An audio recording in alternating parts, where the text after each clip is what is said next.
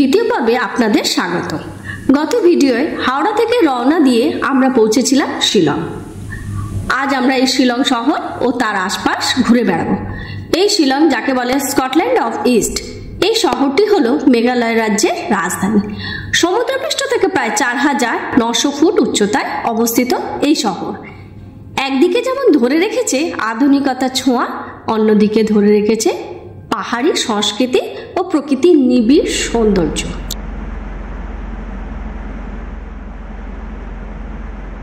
শহরটির গঠন, রাস্তা, বাড়ি ও গাছপালা সবকিছুতেই ব্রিটিশের প্রভাব দেখা যায়।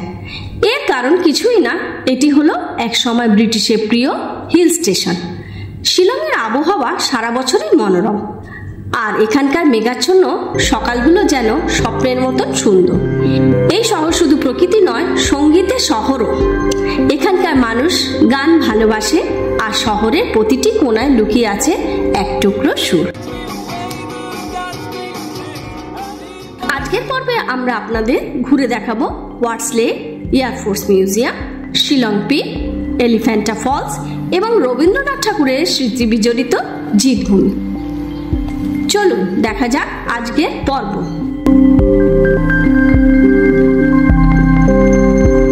আজকে আমাদের ভ্রমণের দ্বিতীয় দিনের প্রথম গন্তব্য ওয়ার্ডসলে।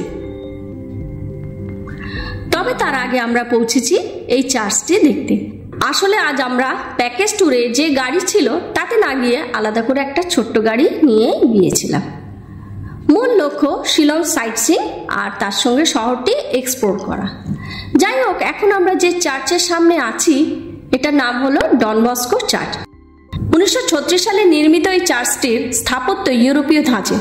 চার্চের যে নীল সাদা রঙের গম্বুজগুলো আছে সেগুলো শিলং শহরের অনেক দূর থেকে চোখে পড়ে। যেহেতু খুব সকালে আজ পৌঁছেছি, তাই চার্চে এখন প্রবেশ করা গেল না। সুন্দর এই চার্চটি দেখে এবার যাচ্ছি ওয়ার্ডসলে দেখতে।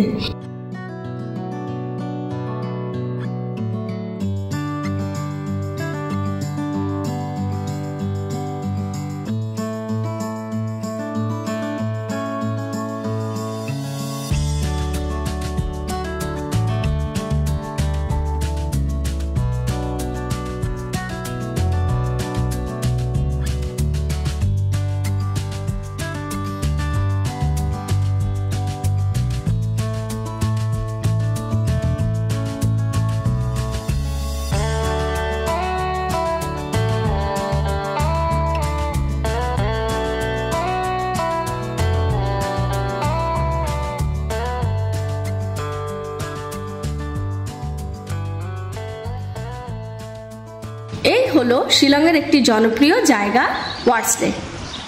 1894 সালে তৎকালীন কমিশনার স্যার উইলিয়াম ওয়ার্ডস এই লেকটি তৈরি করেছিলেন, তাই এই লেকটির নাম ওয়ার্ডসলে।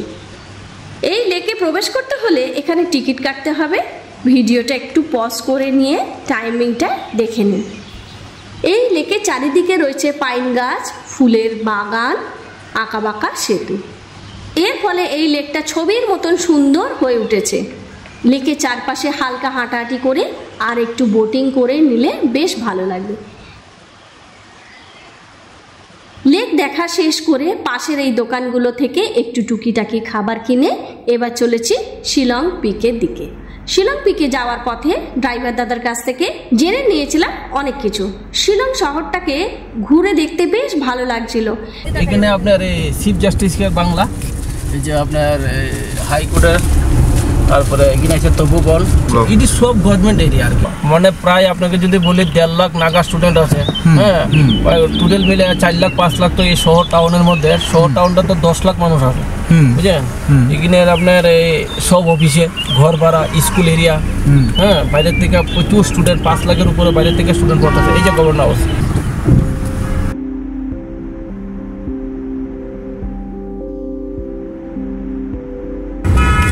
এটা ল্যাঙ্গুয়েজটা হচ্ছে কুবলাই শিবন, মানে ধন্যবাদ। এটা আইজিপি পয়েন্ট বলে আর কি এটাকে। এইখানে আপনার এই আব্দুল কালাম এখানে মারা গেছিল, এটা মিলিটারি হসপিটাল আর কি।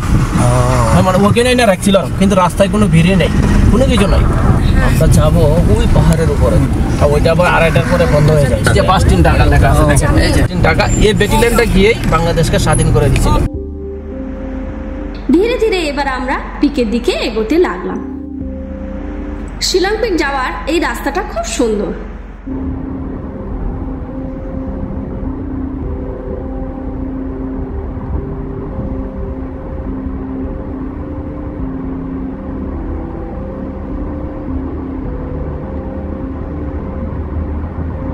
শিলং পিকের কাছাকাছি এসে এই পয়েন্টটা থেকে আমাদের গাড়ি ছেড়ে দিয়ে পরিচয়পত্র দেখিয়ে অন্য নির্দিষ্ট গাড়ি নিয়ে যেতে হবে শিলং পিক। কিন্তু হোটেলে আইডি কার্ড ফেলে আসার আর যাওয়া হলো না আমাদের শিলং পিকে। অনেক রিকোয়েস্ট করেও কোনো লাভ হলো না। আপনারাও এই ব্যাপারটা মাথায় রাখবেন। কিছু করার নেই দেখে এই মেঘালয় মেয়েগুলোর কাছ থেকে 2-1টা ফল কিনে নিয়ে ফিরে গেলাম। ড্রাইভার দাদার কাছে জানলাম শিলং পিকে গেলেও মেঘের ঘনঘটায় কিছু নাকি দেখা যেত না, না দেখতে পারার আক্ষেপ এতে কিছুটা মিটল। এই পৌঁছালাম এয়ারফোর্স মিউজিয়াম। এখানে আপনি এলে আপনাকে টিকিট কেটে এই মিউজিয়ামে প্রবেশ করতে হবে। মিউজিয়ামের মেন গেটে কোনো রকম ছবি তোলা সম্পূর্ণ নিষেধ। এই মিউজিয়ামটি শহরের কেন্দ্র থেকে প্রায় 7 কিলোমিটার দূরে আপার শিলংয়ে অবস্থিত। মিউজিয়ামের ভেতরে ঢুকলেই চোখে পড়বে যুদ্ধ বিমান, হেলিকপ্টার, রকেট, মিসাইল আর পাইলটদের ব্যবহৃত ইউনিফর্ম ও সরঞ্জাম। এখানে এলে ভারতে বিভিন্ন যুদ্ধের, যেমন 1965 ও 1971 সালে ইন্দো পাক যুদ্ধের সময় ব্যবহৃত অস্ত্র আর বিমানের অংশ দেখতে পাবেন। আবার এখানটা পাবেন ভারতীয় বিমান বাহিনীর বীরগাথা ও ঐতিহাসিক মুহূর্তগুলোর ছবি ও মডেল।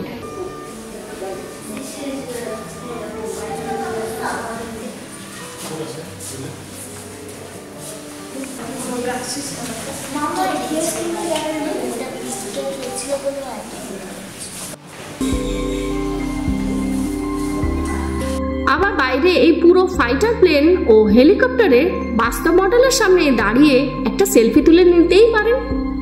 সামরিক ইতিহাস, প্রযুক্তি আর দেশপ্রেম এই তিনটি একসাথে অনুভব করতে পারবেন এখানে এলে। আমি বলবো এখানে এলে অবশ্যই একবার জায়গাটা দেখে যাবেন। এয়ারফোর্স মিউজিয়াম দেখা শেষ করে এবার এসেছি এলিফ্যান্টা ফলস দেখতে। আপনি যদি শিলংয়ে আসেন তাহলে এলিফ্যান্টা ফলস হবে আপনার মাস্ট ভিজিট প্লেস। শিলং শহর থেকে 12 কিলোমিটার দূরে সবুজে ঘেরা এই জলপ্রপাতটি যেন প্রকৃতির এক জীবন্ত ক্যানভাস। এই জলপ্রপাতটি প্রথমে নাম ছিল কা সাইদ লাই পাতে খসিও, যার মানে স্থানীয় খাসি ভাষায় 3 ধাপের জলপ্রপাত। পরে ব্রিটিশরা এর নাম রাখেন এলিফ্যান্টা ফলস, কারণ একসময় এখানে হাতির মতন দেখতে একটা বড় পাথর ছিল। যদিও 1997 সালে ভূমিকম্পে সেই পাথরটি ধ্বংস হয়ে যায়। এই পাহাড়ি ঢালে সিঁড়ি বেয়ে নিচে নামতে হলে এখানে টিকিট কাটতে হবে। টিকিটের মূল্য পড়বে মাথাপিছু 20 টাকা। তবে ক্যামেরা বা মোবাইল ক্যামেরার চার্জও আলাদা। সপ্তাহে প্রতিদিন সকাল 10টা থেকে 6টা অবধি এই স্থান খোলা থাকে। সারা বছর খোলা থাকলেও আমি বলবো এখানে আসার কিন্তু সেরা সময়টা হলো ফেব্রুয়ারি থেকে সেপ্টেম্বর মাস।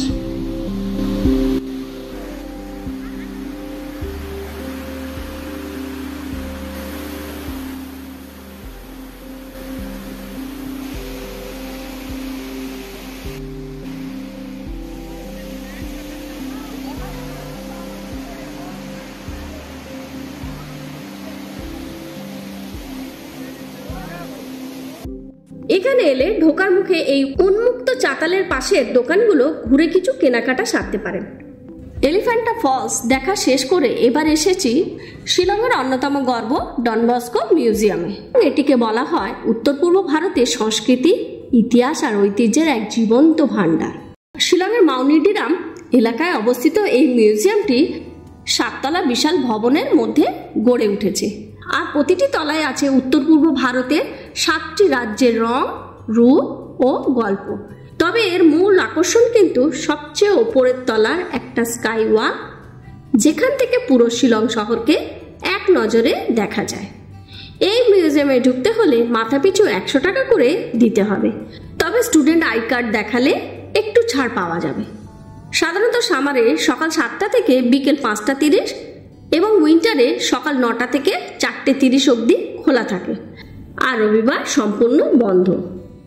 ডন বস্কো মিউজিয়াম দেখা শেষ করে এবার পৌঁছালাম জিতভূমিতে। গেট দিয়ে প্রবেশ করলে দেখতে পাওয়া যায় রবীন্দ্রনাথ ঠাকুরের এই মূর্তিটাকে।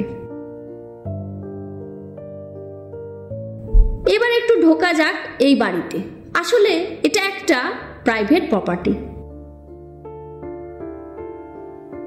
এখানে একটু বসার স্থান করা আছে, আর জুতো খুলে প্রবেশ করলে এখানে একটা পুরনো আমলের কাঠের চেয়ার রাখা আছে, আর আছে একটা খাতা যাতে দর্শনার্থীরা তাদের মতামত ব্যক্ত করতে পারে।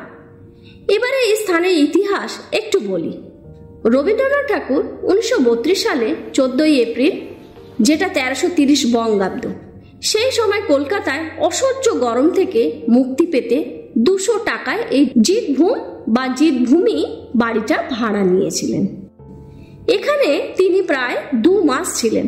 এই সময় তিনি এখানে রক্তকরবী নাটকটি লেখেন।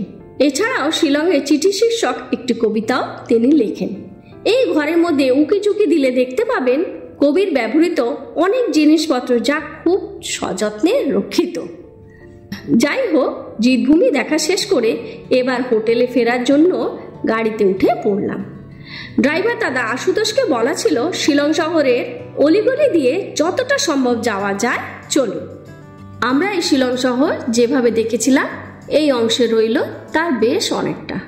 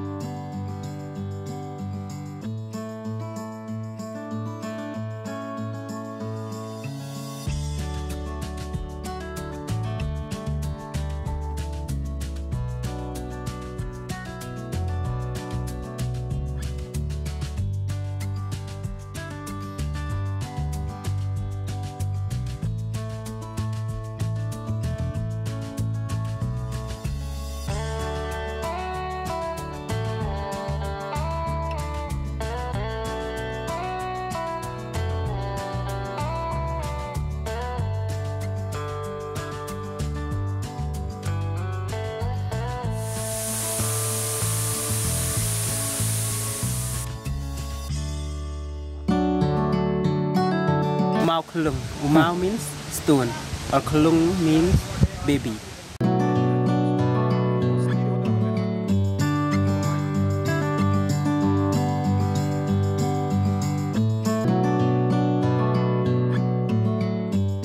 এইভাবে শেষ হলো আমাদের মেঘালয় ভ্রমণের দ্বিতীয় পর্ব। পরের দিন আমরা বেরিয়ে পড়লাম চেরাপুঞ্জির উদ্দেশ্যে, যেটা থাকবে পরের পর্বে। এখানে একটা কথা বলি, এই চ্যানেলের আগের নাম ছিল শ্রী ইন মুভিজ, যা এখন পাল্টে হয়েছে ভ্রমণ বার্তা। আপনারা যারা পুরনো সাবস্ক্রাইবার আছে তাদের জন্য এটা বলে রাখলাম। প্রথম পর্ব যদি না দেখে থাকেন তাহলে চ্যানেলের প্রথম পর্বটা দেখে নেবেন, আশা করি ভালোই লাগবে।